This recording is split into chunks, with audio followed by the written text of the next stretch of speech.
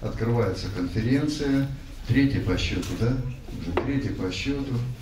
Конференция, на которой вы можете не только продемонстрировать свои знания по тем дисциплинам, которые будут составлять суть вашей специальности, но еще и показать, доказать, сами себя проверить, как вы владеете иностранным языком. Вот я завидую вам, вы даже не представляете как. Потому что, во-первых, я учил иностранный язык очень давно. Во-вторых, то, что я учил немецкий, а мне бы хотелось английский учить. И возможности изучать английский у меня просто-напросто не было. В школе напросто не было, потому что только немецкий был язык, а в ВУЗе невозможно было поменять язык. Завидую я вам потому, что так вот получилось. Я учился не в нашем Аджиконе, я учился в политехе. Там была военная кафедра, и начиная то ли с 3-го, то ли с 4-го курса, значит, мы изучали военную технику по закрытой тематике. У меня была оформлена форма 2, которая дает допуск к работе с закрытыми документами, закрытой технической документацией. Очень это интересно, но, к сожалению, эта форма 2 не разрешает выезд за границу даже после того, как пройдет не менее, по-моему, 5 или 10 лет после того, как я вообще закончу знакомство с этой документацией, чтобы за это время она успела устареть. И поэтому мне, вообще-то говоря, знание языка было в то время ни к чему. Литературы не было научной на иностранном языке. Выпускать меня за границу не выпускали, что тогда было учить? И вот я так завидую вам, что вы живете в открытом обществе, вы изучаете иностранные языки, вы можете читать литературу на иностранном языке, вы можете выезжать за рубеж на обучение по академической мобильности, на продолжение обучения и получение, допустим, там по магистерским программам куда-то за рубеж. Вы можете устраиваться на работу там, где требуется знание иностранного языка. Ну, просто завидую. Ну что я, извините меня, приезжаю на отдых за рубеж, ни пени, ни мини, кукареку, на пальцах приходится объясняться. Ребята, успехов вам в овладевании и знаниями профессии, и в повышении знаний, навыков по иностранному языку, возможности общения между собой, с иностранными студентами и так далее. Успехов вам!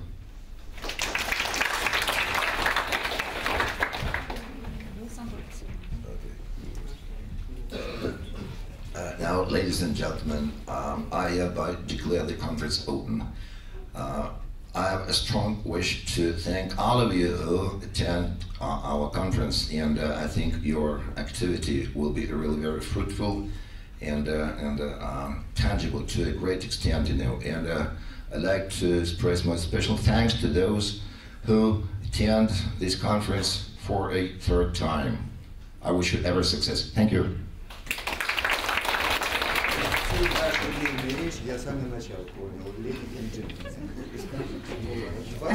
Okay, our dear scientists, I have some comments on the program. Pay attention, please. At 4:10, we start our workshops. You should go to these rooms, which are stated on the slide, and the same information you can see in your programs, printed programs. But you should not leave after workshop ending, because as you see, at 6:15 we have a break in order to assess your answers and to choose the winner, the best presenter in each section. And at 6:30 we have an awarding ceremony, and the best presenters in each section will be awarded. And I hope that we will see the same amount of students nearly at 7 p.m. You have a very important role today. You should not only present your own presentation, you should also assess other students. And you will be given special form.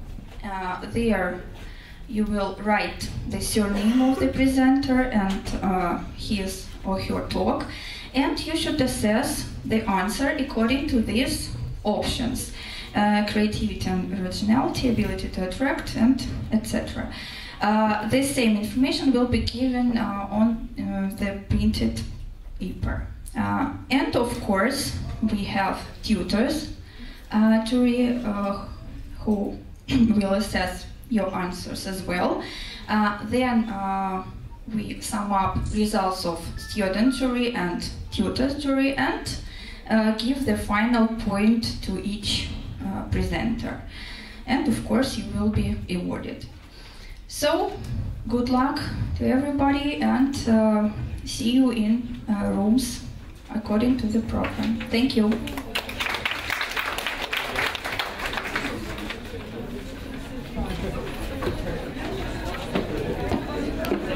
So let me start. Hello participants, hello dear Krishin Alexander Ivanovich and his colleague Alexander Anatольевич. So we are in the conference business laws and economics. So let me start. Our conference will start with a report of Olga Danilova, which is called Russian Insurance Market.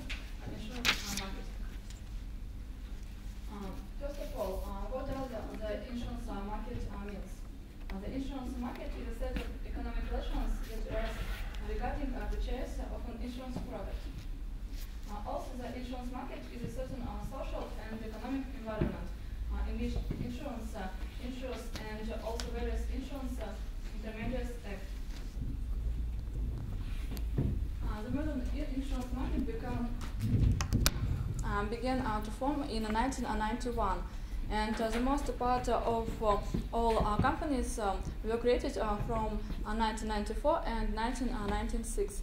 This is a period of liberalization of our economy. Today, Russian insurance market is far from ideal, develops slowly, especially in insurance of individuals. On the next slide, you can see the structure of the insurance market. This market contains joint stock companies, state-owned companies, mutual companies, and cooperative insurance companies.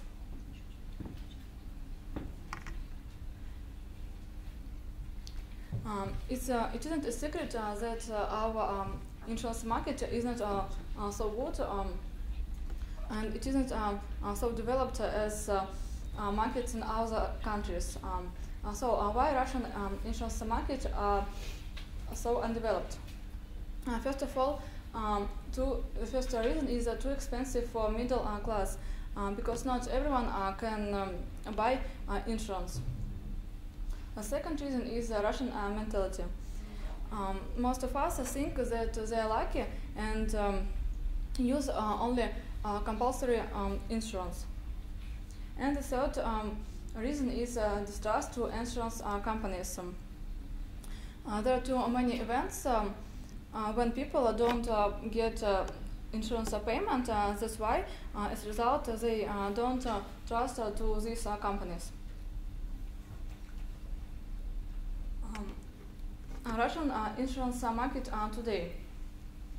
There are insurance companies from 28 countries, only a subsidiary of foreign companies, and the maximum participating interest of foreigners 50%.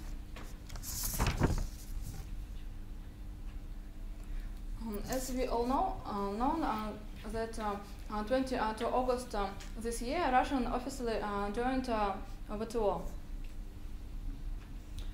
what will change in the future, in the nearest future? After 5 years, the insurance market will be admitted to the subsidiaries of foreign participation exceeding 50%. And after 9 years, foreign companies will provide insurance services in Russia, not establishing a legal entity. Foreign companies will be able to open branches of major foreign companies. And as a result, we will have a high level of competition in our market. Replacement of national companies, lowering capitalization sector, and diversion of capital to the international financial markets. Thank you for your attention. Good presentation. Thanks for your report. Do you have any questions, audience? Why do you choose this subject, this topic of conversation? Can you tell us? Because I think it's interesting theme, and I wrote three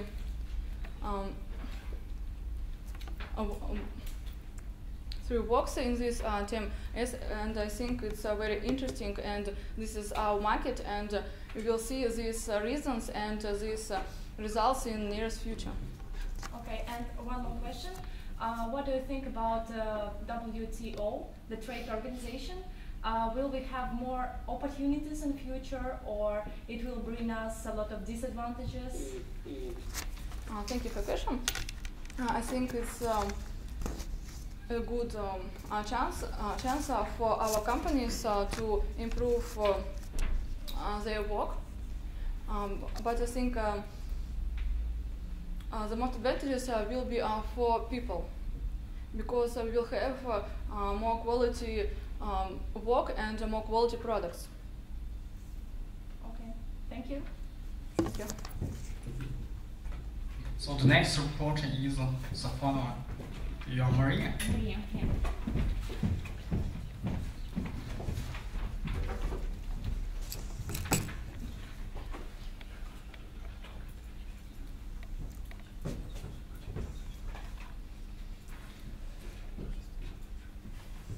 Hello, ladies and gentlemen. My theme is Youth in a World of Globalization, and my presentation consists of 5 points. At first, I'll tell you about globalization nowadays and pros and cons of it. Then I'll say about impact on young people and to level of participation in globalization, and then I conclude my presentation. Let's start. As the degree of globalization is being strengthened in the present-day world, the issue of globalization is a highly controversial topic among commentators and economists. And however, there is a growing difference between opinions of whether the effects of globalization are beneficial or not. In spite of some negative effects which anti-globalization group point out, positive impact produced by globalization is comprehensive and significant. And many economists consider the process of globalization as the main motivator of social progress, economic growth, and cultural exchange. And you can see the most famous pro-globalization and anti-globalization groups, and I'll tell you a little about them.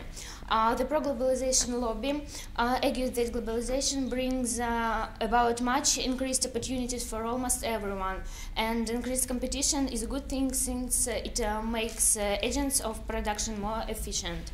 And anti-globalization group argues that certain group of people who are deprived in terms of resources are not currently capable of functioning with increased competitive pressure that will be brought about by allowing their economies to be more connected with the rest of the world. And as you know, young people are growing up and living now in a world of globalization and inequality, taking part in developing process that bringing people closer together and widening the divisions between them. For example, as you know, the assets of 200 richest people in the earth much greater than combined in incomes of 2 billion poorest people in the world, and the gap between these two groups continues to grow. And in fact, the single world globalization and all it represents perhaps the best sums up the uncertainty of what it means to be a young person in 21st century. And many sociologists specializing in youth affairs have portrayed that young people as being in forefront of social and even economy's change. And young people might well be described as a barometer of social change, but this reveals little about the nature of the involvement of process of society evolution. And as I said, I'll tell you about two levels of participation. The first is hybridization. The United Nations affirms that because of economic and social divisions, the extent of young people who are influenced by global culture are various.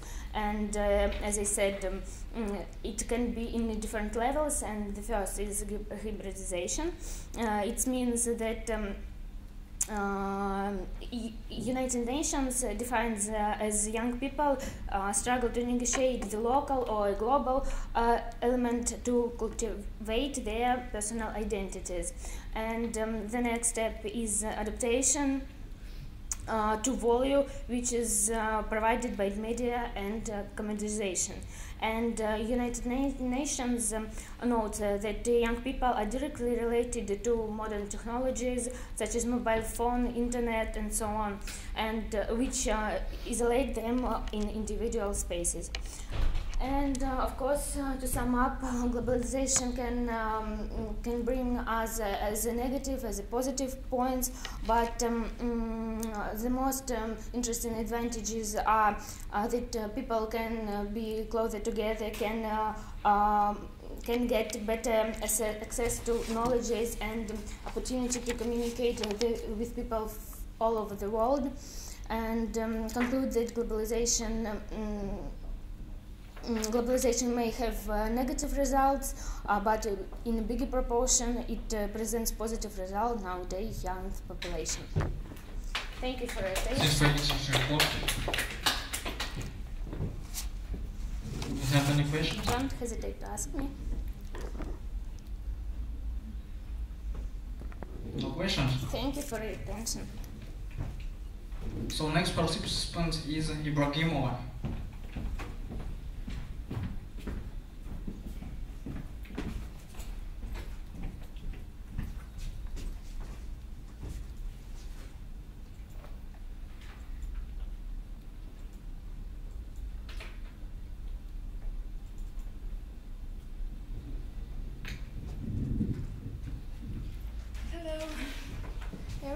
My name is Adel, and today I tell you about global economic outlook.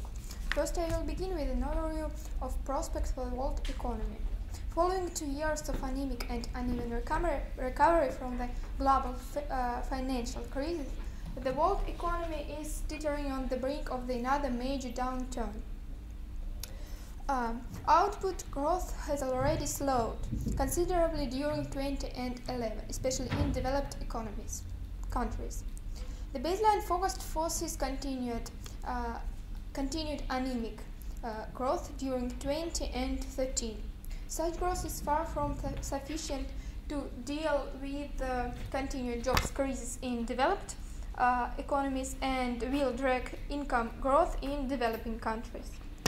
The problems stalking the global economy are multiple and interconnected.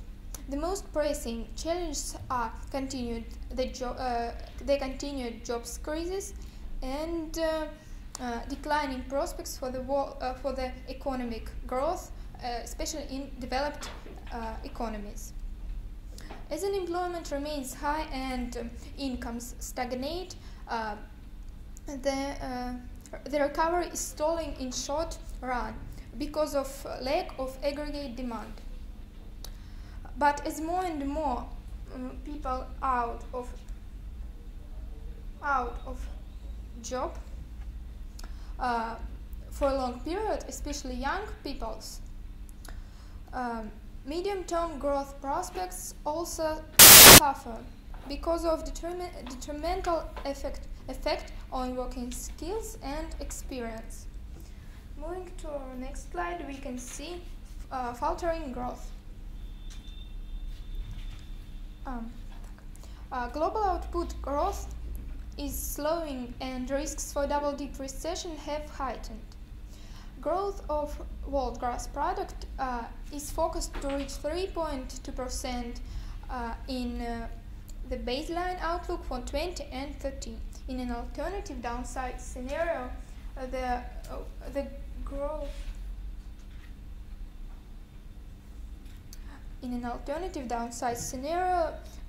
growth of world gross product to decelerate to 0.5% for 2013, implying a decline in average per capita income for the world. The economic woes in many developed economies are a major factors slow down in developing countries. Most developed economies are suffering from predicaments lingering from the global financial crisis. Developed countries and economies in transition are expected to continue to stoke the engine of the world economy. And the last point I would like to discuss is the global jobs crisis. High unemployment is a major stumbling block on the path to recovery. The skills of unemployed workers deteriorate, most likely leading to lower earnings for those individuals who are able to find new jobs in future. Unemployment recovery is in developing countries have been much more stronger than in developed economies. For instance, unemployment rates are back to or below pre-crisis level in most Asian developing economies. High youth unemployment is a concern worldwide. Unemployment rates among youth tend to be higher than the other cohorts of labor force. Based on the above said, we can conclude, in order to make the global economic recovery more robust, balanced and sustainable, much more pervasive and better coordinated policy action is needed, especially in sovereign debt resolution and orientation towards jobs creation. It's all. Thank you for attention. Thank you. Do you have any question? So let me invite the next participant, is Zorina.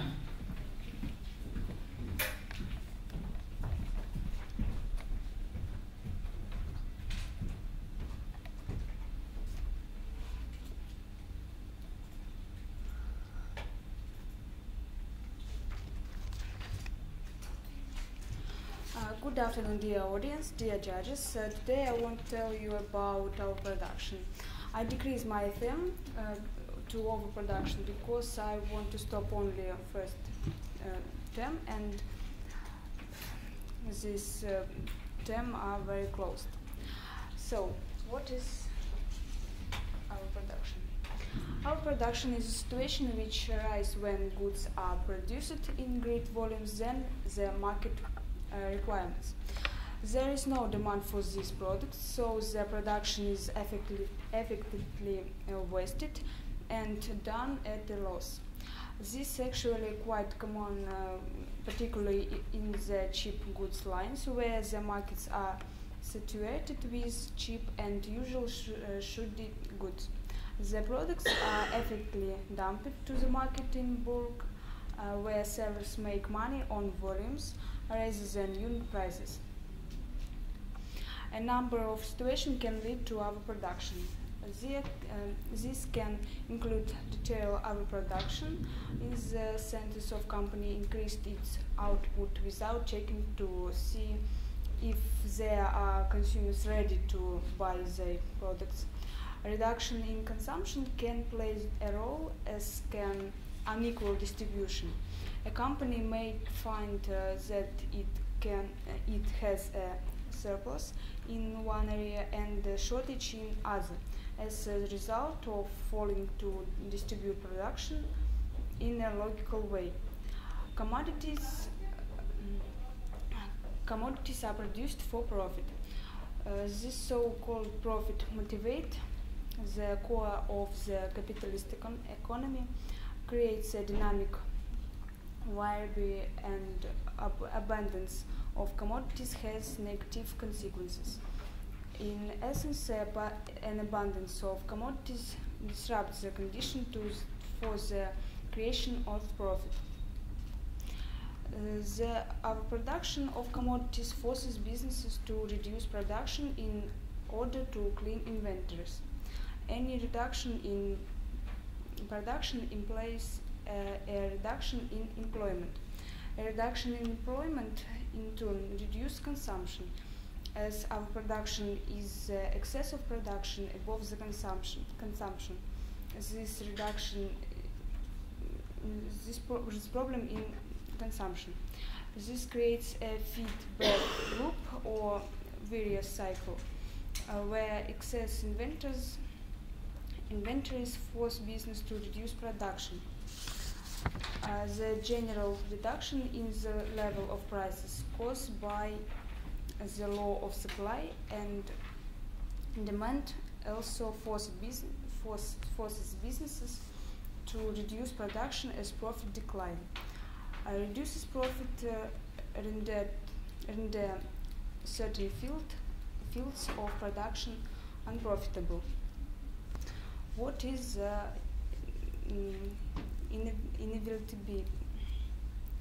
inevitability? Karl Marx outlines the inherent tendency of capitalism towards overproduction in his seminal work Das Kapital. According to Marx, in capitalism, improvements in technology and rising level of productivity increase the amount of material wealth or use values in society, while economic value of this wealth, thereby lowering the rate of profit, a tendency that leads to the paradox characteristic of crisis of capitalism, of poverty in the midst of plenty. And solution of John Keynes. He formulated a theory of production, which led him to propose government intervention to ensure effective demand. Effective demand are levels of consumption which corresponds to the level of production. If effective demand is achieved, then there is no overproduction because all inventories are sold. Importantly, Keynes acknowledged that such measure could only delay or not solve overproduction. Thus, the trend for the production of commodities can lead to economic collapse of the capitalist economy in some cases.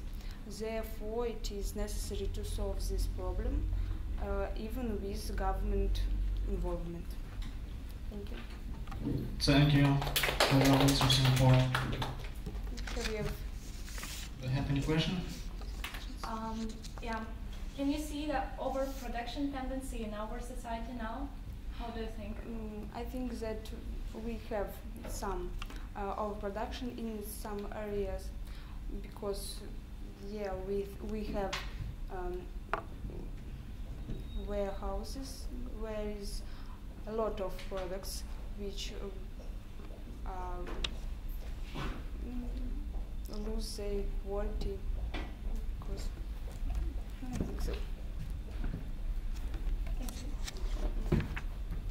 So let me invite Malem and Tatiana.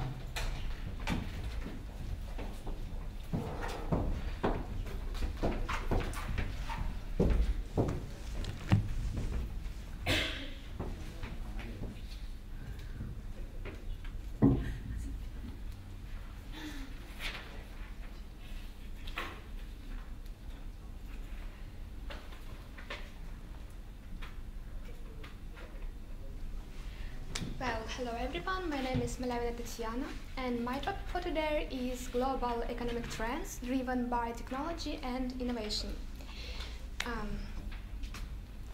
Well, nowadays companies operating internationally don't only face the increasing competition in their markets, but also heavy economic driving forces, the so-called global economic trends. And these trends have a great impact on corporations. And here the question arises, what factors provoke the emergence of these economic tendencies? Without doubt, we can enumerate hundreds of factors, but I would like to pay special attention on such aspects as technology and innovation. So, what current economic trends are driven by technical progress? Technological progress is believed to be the engine of economic growth. Just think about the invention of the automobile, the telephone, the computer. It all has changed dramatically business processes. The 21st century is the century of rapidly developing innovative technologies. And we should recognize their opportunities that arise out of innovations. So, in other words, the current trend can be described as follows. The early adopters of technology innovations will always be winners in global competition. Yes, technical progress contributes a lot to introduction of new products, increase of companies' effectiveness, improvement of sales and purchasing processes, and so on. The growing importance of research and development activity is another notable trend driven by technical progress. What is more, sometimes research and development is the last hope for some companies. For example, at the beginning of the 21st century, the giant corporation Procter & Gamble experienced big problems, and new CEO had no chance except setting off ambitious aim to start up new research and development campaign, Connect Plus Develop. Connect Plus Develop team began to attract researchers and inventors in order to generate new ideas for company. And now this campaign, Connect Plus Develop, is the leader among projects focused on innovations. And that's why Procter & Gamble successfully maintains its competitive advantage. Well, the next. Modern international companies are not afraid of difficulties and adventurous actions. They actively strive to surprise and amaze customers. So no wonder that the current trend is to create stunning techniques and not be afraid to take a risk. Google is exactly such a company, such brand, that always that always tries new things, even though they could fail. What do you think the main reason why many users prefer Gmail? It is because one of the latest Google innovations, protection technology that prevents and blocks spam mails, and that's a secret. Well, speaking about technical progress, we cannot forget about information technology evolution. Jack Welch, American scientist, even claimed that the internet is the single most important event in the United States economy since their industrial revolution. So the next trend is migration to cyberspace. Nowadays, international companies are linked with their customers from all over the world. So internet traffic is increasing day by day, so e-business is in hypergrowth. So next. Global companies have recognized that in order to be responsive to a variety of conditions, it is crucial to be open-minded, implement non-standard approaches, and think differently. In other words, today companies strive to use not only innovative technologies, but also innovative ideas. For example, Ray-Ban recently did a marketing campaign when they were sticking Ray-Ban sunglasses on random posters, statues in public places, and I think it is worth watching.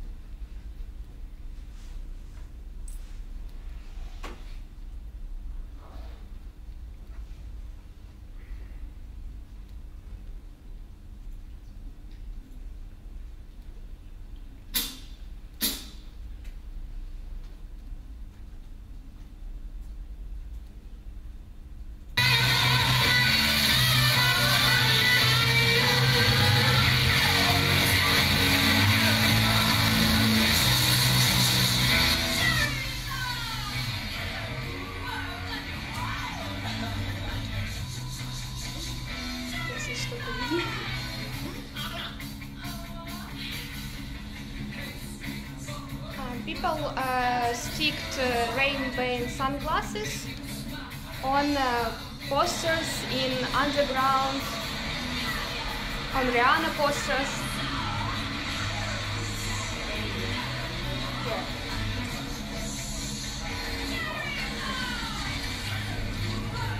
I think I can stop. So it is.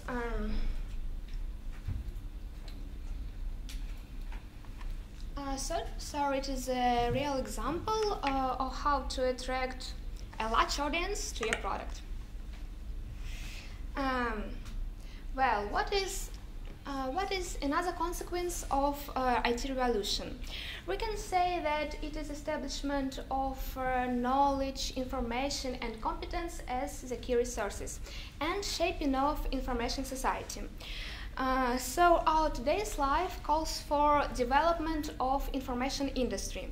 So it's not surprising that nowadays information-driven industries such as finance services, entertainment, high technologies benefit more than others.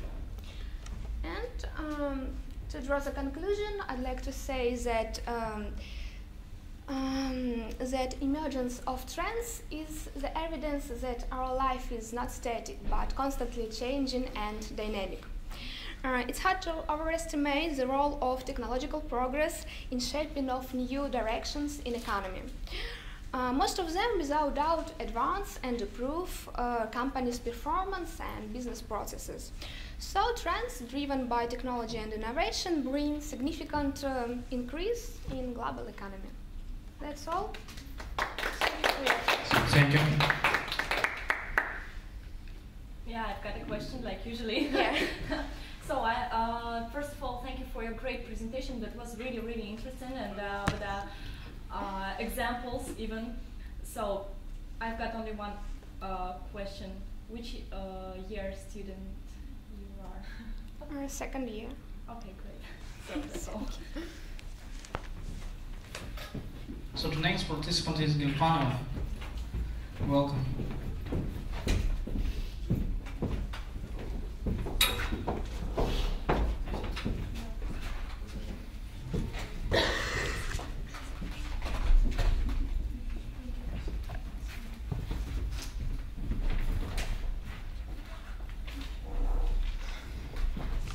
Good afternoon, ladies and gentlemen.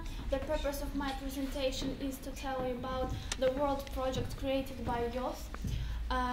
And from day to day, the number of projects which are created by youth is increasing. And now I would like to tell you about the biggest project, is Facebook.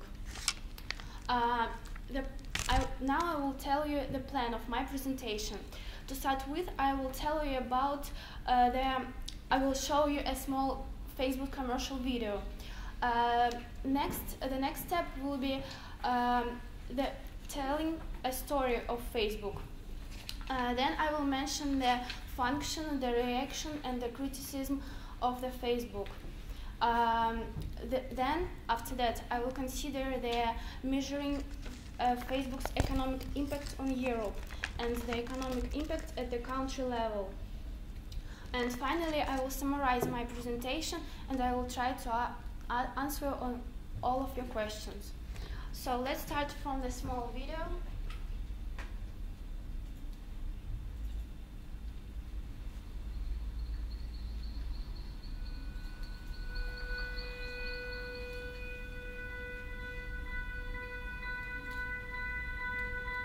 Chairs. Chairs are made so that people can sit down and take a break. Anyone can sit on a chair, and if the chair is large enough, they can sit down together and tell jokes, or make up stories, or just listen. Chairs are for people, and that is why chairs are like Facebook. Doorbells, airplanes, bridges. These are things people use to get together, so they can open up and connect about ideas and music and other things that people share.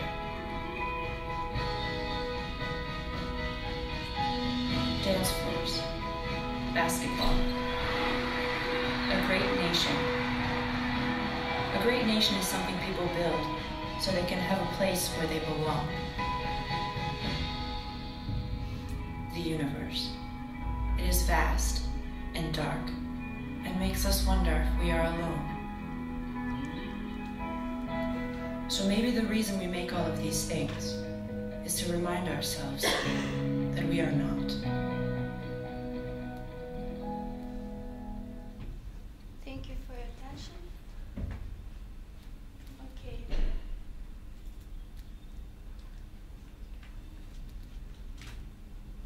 So what is Facebook? Facebook is the world's largest social network. Mark Zuckerberg founded Facebook when he was attending to Harvard University in January 2004. Thanks to this website, Mark became one of the world's youngest billionaires at 23 years old. In September 2012, Facebook had over $1 billion, 1 billion active users, and half of them using the Facebook thanks to the mobile device. The name of the service stems from the colloquial name of the book given to students at the start of the academic year by some university administration in the United States to help students get to know each other. Facebook allows any users who declare themselves to be at least 13 years old to become registered of users of the site. What about the history of Facebook? FaceMesh is the Facebook predecessor, opened on October 28 in 2003. Initially, the website was invented by Harvard students Mark Zuckerberg and 3 of his classmates. Mark wrote the software for the FaceMesh when he was on his second year of the college. The website was set up as a type of the hot or not game for Harvard students. The website allowed visitors to compare two different students' pictures side by side, let them choose who was hot and who was not. To accomplish this, Mark hacked into the protected area of the academic computer network, and copied the house's private dormitory ID images.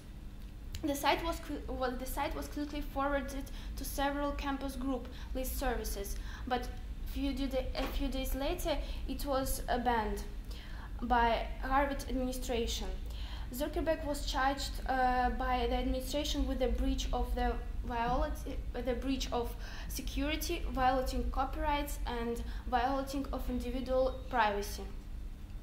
The following semester, Zuckerberg began writing a code for a new website that was a Facebook. He was inspired, he said, by the face mesh incident.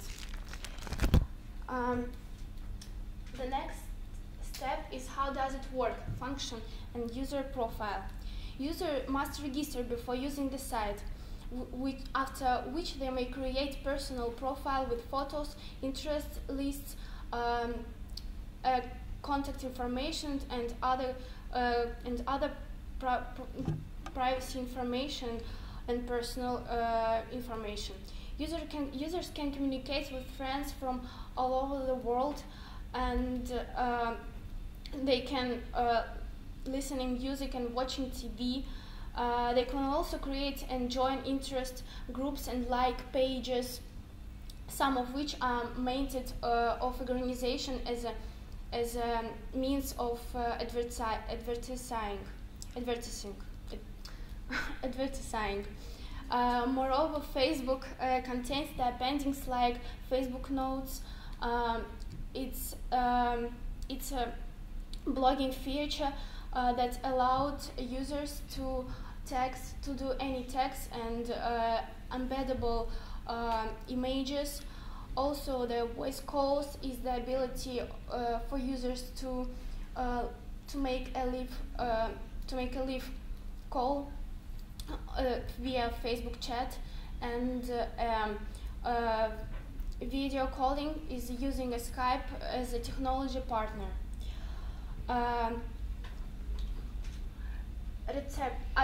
Here I want to draw your attention to the slide, because here you can find the pie chart where you can see the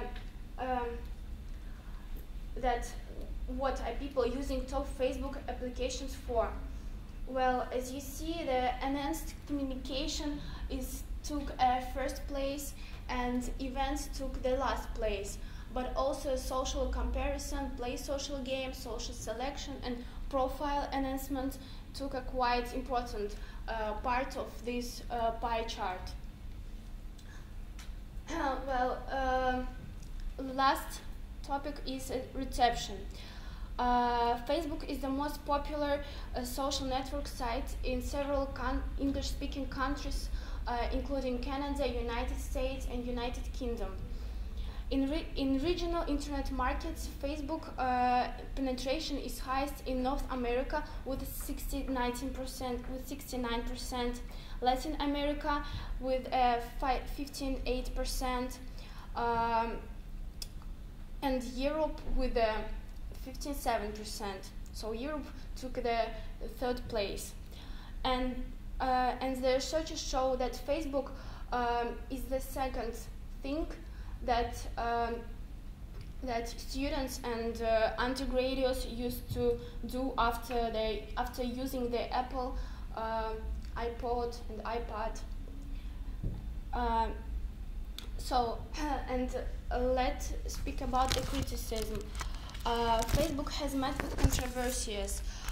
It has been banned. This site has been banned in the countries like China, Uzbekistan, Pakistan, Syria, and Bangladesh because of the anti-Islamic movement and because of the national and religious discrimination. And also on this slide you can see the Facebook popularity. Active users of Facebook increased from just 1 million in 2004 to over 715 million in 2011. So it's quite a big step for this company, I think. So now I would like to go to the next point, which is measuring Facebook economic impact on Europe. Facebook users already know what the power of social means for them, whether it is finding an old friends, keeping up with family, sharing special moments, or just planning events. The ability to connect is a precious thing, and it's not just a communication with the friends that is changing. Citizens can now speak with their leaders directly with them.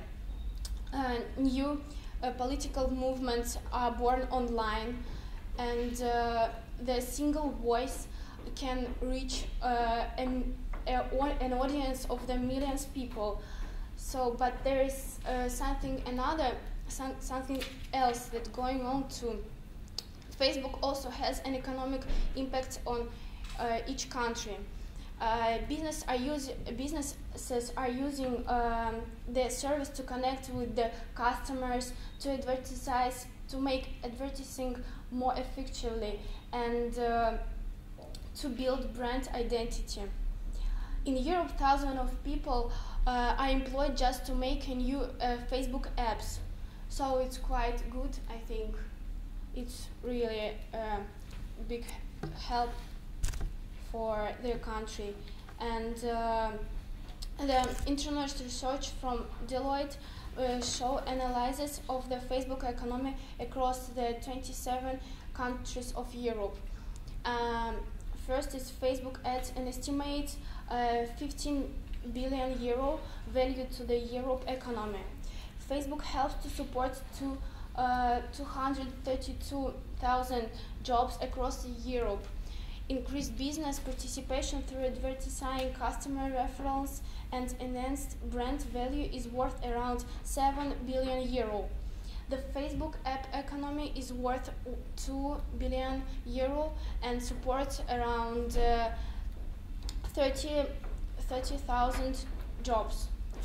While Facebook is changing business in a new and exciting ways, the methodologies used to measure its economic impact are well established.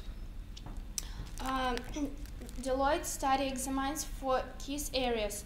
The first is the narrow impact. Facebook employs staffs across Europe. That means money spent on wages, buildings, equipment, and something like that. The business participation.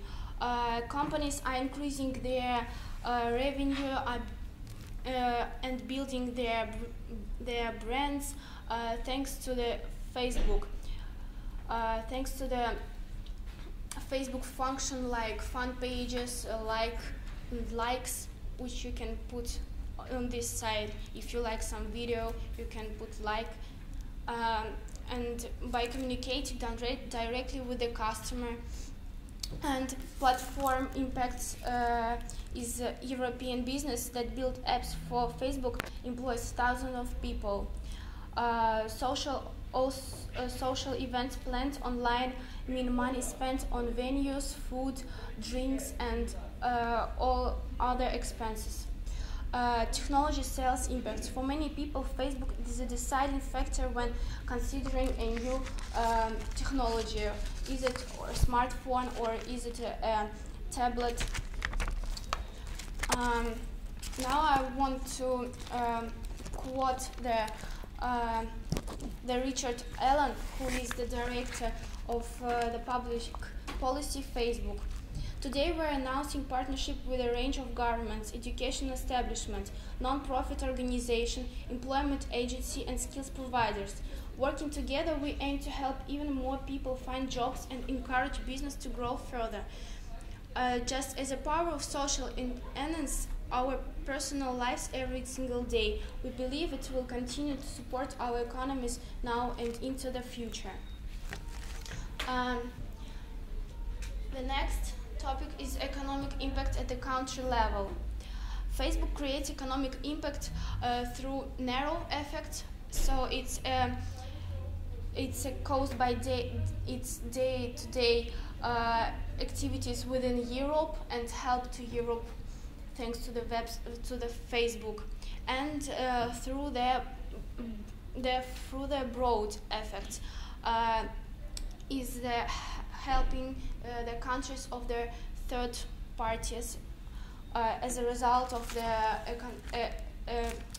Facebook ecosystem. When both narrow and broad effects are considered, the economic impact of Facebook is concentrated in the larger countries of Europe. For example, in UK, Spain, Germany, France, and etc. To my mind, the Facebook is the best social internet program of the 21st century. Which was created to connect the people from different countries, from different cities and groups. Of course, this social side has a negative and a positive sides, but everybody agrees that that all the Facebook opportunities and gauges help us in communicating and working and studying. I think that everybody has friends abroad, so Facebook helps us to save the connection with them. And in conclusion, I would like to say that there are many different ideas and opinions on the problem, and although I respect the opposing view, I think that we are all searching for ways to improve our life and make it better, so why not to use this site and be well informed in all spheres. So that's all. Thank you very much for your